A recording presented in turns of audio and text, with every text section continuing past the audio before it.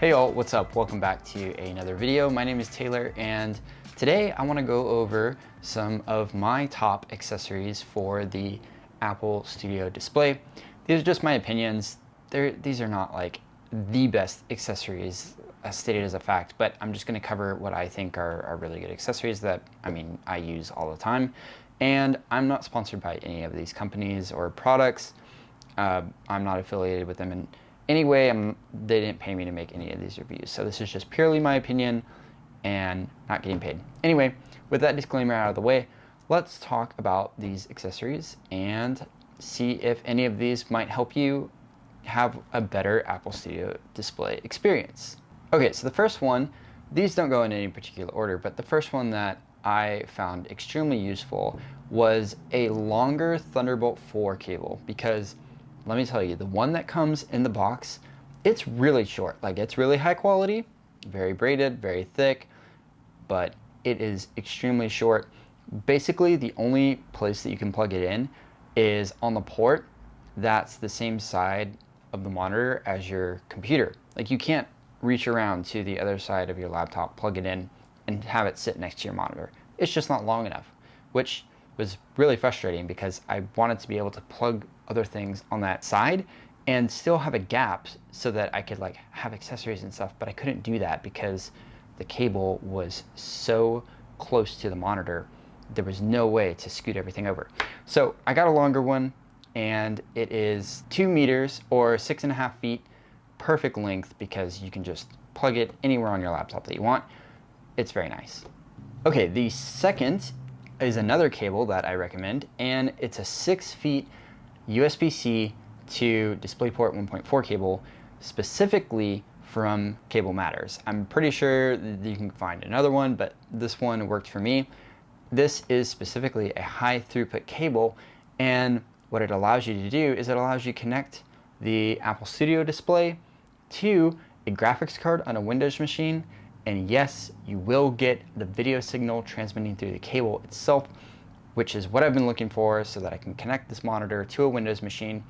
So with that, you lose out on a couple things though.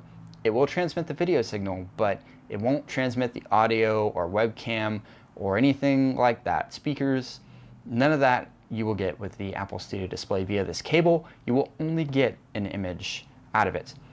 That might not work for you. For me, it was fine because I can just plug in headphones, basically just use it for gaming. I have headphones on anyway, and then if you want to plug in accessories, then you can do that on the computer itself.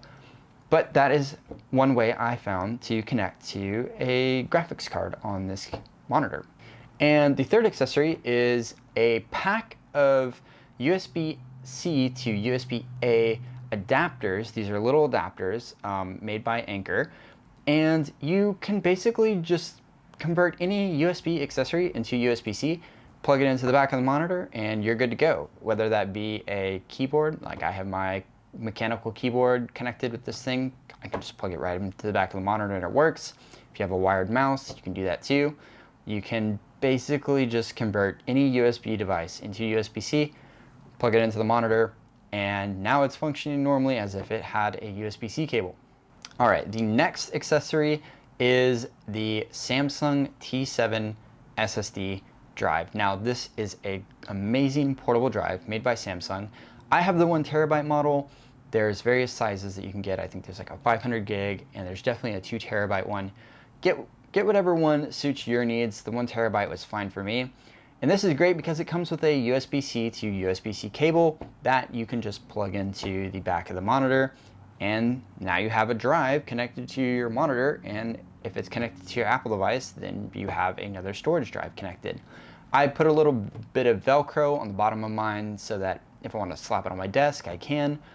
The cable is pretty short, so that scenario isn't really going to work with this, but it's handy to just plug it in the back of the display and have that storage device available. The next accessory, I don't know which number we're on, but it's the next accessory, is one that connects via the USB-C cable on the back of the Studio display, and it's basically an adapter to a lot of other ports.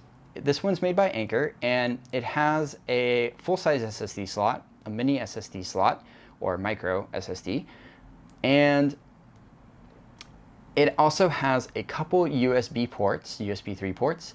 It also has an HDMI and an Ethernet. And I find this really useful because this is kind of like just a do-it-all hub that I can connect to the back of the display. And I get Ethernet right out of the display via this adapter. And then I can connect various USB devices. I can connect an SD card if I want to reach around, although I have an SD card on my MacBook, so I don't really use it all that often. But it's very useful for a lot of scenarios when you need to connect things of different type ports. It works perfectly with this monitor. I haven't had an issue with it yet. And yeah, it's a really great adapter. I recommend it. The last accessory that I found very useful, it's a pretty basic accessory, but I found it extremely useful when paired with the Apple Studio Display, and that is just a USB-C to Lightning cable. That way you can just plug it in the back of the Studio Display and have your phone connected, and it will charge it.